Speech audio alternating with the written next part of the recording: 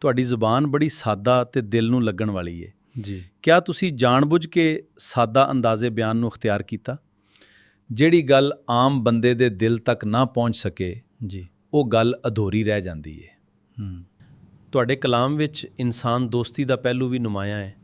ਤੁਸੀਂ ਇਨਸਾਨ ਨੂੰ ਆਪਣੇ ਕਲਾਮ ਦਾ ਮਰਕਜ਼ ਕਿਉਂ ਬਣਾਇਆ? ਰੱਬ ਦੀ ਮਖਲੂਕ ਨਾਲ ਮੁਹੱਬਤ ਤੋਂ ਬਗੈਰ ਰੂਹਾਨੀ ਸਫ਼ਰ ਮੁਕੰਮਲ ਨਹੀਂ ਹੁੰਦਾ। ਜੀ। ਕਿਸੇ ਦਾ ਦਿਲ ਨਾ ਦੁਖਾਓ ਤੇ ਹਰ ਇਨਸਾਨ ਨਾਲ ਮੁਹੱਬਤ ਨਾਲ ਪੇਸ਼ ਆਓ।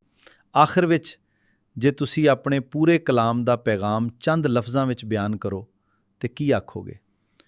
ਮੇਰਾ ਖਿਆਲ ਹੈ ਕਿ ਮੇਰੇ ਕਲਾਮ ਦਾ ਬੁਨਿਆਦੀ ਪੈਗਾਮ ਮੁਹੱਬਤ, ਇਸ਼ਕ ਹਕੀਕੀ, ਆਜਜ਼ੀ, ਇਨਸਾਨ ਦੋਸਤੀ ਤੇ ਆਪਣੇ ਰੱਬ ਨਾਲ ਮਜ਼ਬੂਤ ਤਾਲੁਕ ਹੈ। ਮੀਆਂ ਸਾਹਿਬ, ਰੂਬਰੂ ਦੇ ਪ੍ਰੋਗਰਾਮ ਵਿੱਚ ਤਸ਼ਰੀਫ ਲਿਆਉਣ ਤੇ ਤੁਹਾਡਾ ਦਿਲੋਂ ਬਹੁਤ-ਬਹੁਤ ਸ਼ੁਕਰੀਆ।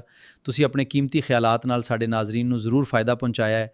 ਤੁਹਾਡਾ ਵੀ ਬਹੁਤ ਸ਼ੁਕਰੀਆ ਇਜਾਜ਼ ਸਾਹਿਬ।